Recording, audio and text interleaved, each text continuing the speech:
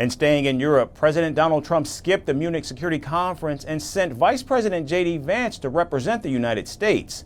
This year's summit was about two things: Russia's invasion of Ukraine and strengthening the NATO alliance. However, Vice President Vance used his time at the podium to talk about neither. Instead, he shocked delegates by attacking Washington's closest allies and accused Europe of being incapable of controlling illegal migration. We gather at this conference, of course, to discuss security, and normally we mean threats to our external security. I see many great military leaders gathered here today. But while the Trump administration is very concerned with European security and believes that we can come to a reasonable settlement between Russia and Ukraine, and we also believe that it's important in the coming years for Europe to step up in a big way to provide for its own defense, the threat that I worry the most about vis-a-vis Europe is not Russia, it's not China, it's not any other external actor. And what I worry about is the threat from within, the retreat of Europe from some of its most fundamental values, values shared with the United States of America. Sensing the silence in the room, JD Vance joked that if the United States could handle 10 years of Greta Thunberg scolding, then Europe could survive a few months of Elon Musk.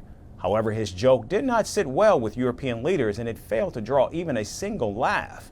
The vice president even said that the United States would not be responsible for securing Europe, and European NATO members should increase their defense spending.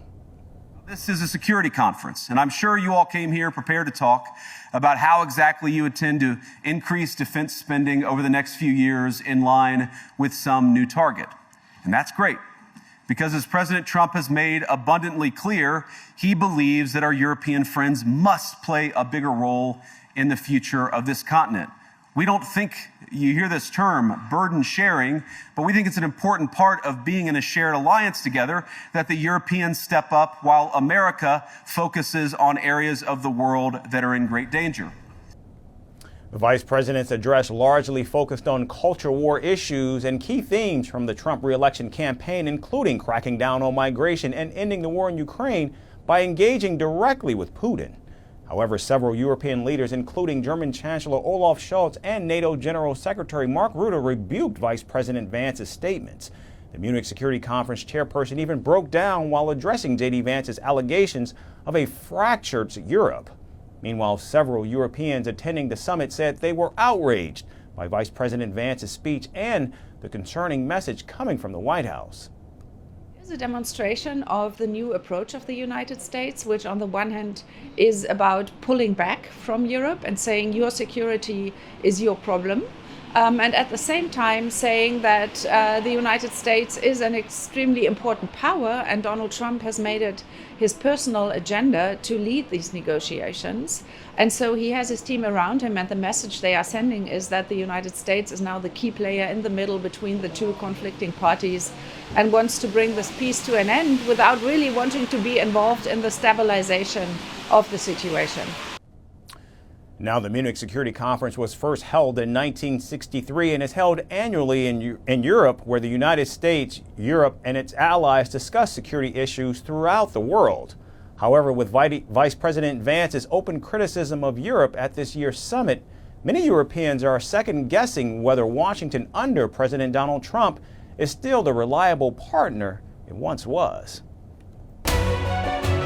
We're calling the show Vantage. We hope you like what we put together for you. Touted as the minimum defense from that video. India's neighbors were the first to send the special edition of Vantage live from the White House throughout the week. Yes, Hindu Mandir in we're on our way to Tel Aviv. Measure, but it's also the perfect way to drive.